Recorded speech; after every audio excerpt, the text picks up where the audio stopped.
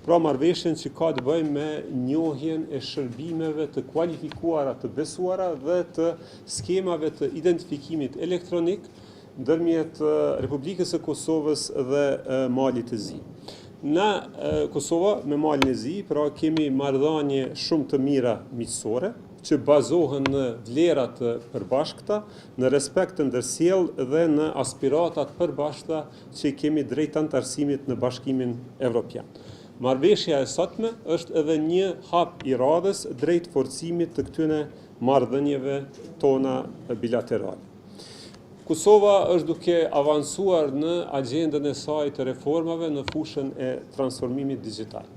Kosova është një prej shtyllave kryesore ku qytetarët tanë tashmë kanë qasje në mbi 320 shërbime elektronike për qytetarë dhe biznese. Njëkohësisht po punohet në shtyllat e transformimit digital që kanë të bëjnë me interoperabilitetin, pra zgjerimin dhe modernizimin e platformës së interoperabilitetit, pastaj ndryshimin e qasjes tonë ndaj ofrimit të shërbimeve, duke u fokusuar gjithnjë më tepër në shërbimet që bazohen në ngjarje jetësore, pra shërbime të personalizuara, të integruara dhe proaktive që kanë të bëjnë me ngjarje jetësore, pastaj tranzicionin drejt teknologjive cloud, modernizimi i rrjetit qeveritar. Një prej këtyre reformave ka të bëjë edhe me implementimin e identifikimit elektronik dhe kuletës digjitale, të cilën jemi duke avancuar dhe jemi në proces të lancimit të saj.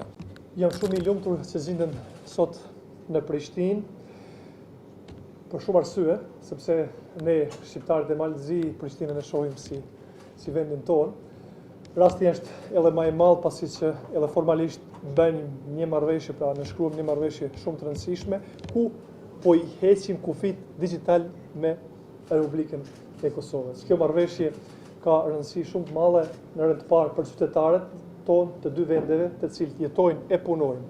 në Kosovë, në Republikën e Kosovës, por natyrisht edhe në Malin e Zi e jo vetëm, por për bizneset dhe për krejt bashkëpunimin që është kryesor për integrimin tonë të përbashkët në Bashkimin Evropian. Siç e dini, Mali i Zi prin formalisht këtyre proceseve dhe shpresoj që ta mbyllim deri në fund të vitit 2028 dhe jemi të gatshëm që përvojat tona në fusha të ndryshme ti ndajmë edhe me Kosovën, natyrisht të mësojmë shumë edhe nga Republika e Kosovës, sepse pothuajse gati aty jemi, në disa fusha jemi ne, në disa fusha është Kosova. Urojmë që e besoj se ky bashkëpunim të intensifikohet edhe më shumë në të ardhmen. Duhet potencoj posaçërisht rëndësinë e këtij bashkëpunimit dhe këtij nënshkrimit për faktin se kjo është pjesë e planit të rritjes dhe duhet falenderoj posaçërisht ministrin Jakxhiu dhe timin e tij për një bashkëpunim intenziv që për një kohë të shkurtër arritën ta finalizojmë këtë marrëveshje. Duhet potencoj që Mali i Zi po arrit shumë shpejt, besoj deri në fund tetorit, që të nënshkruajmë këtë marrëveshje me të gjitha shtetet e Ballkanit Perëndimor, që është një arritje shumë e madhe e aspiratave tona si shtet drejt Bashkimit Evropian.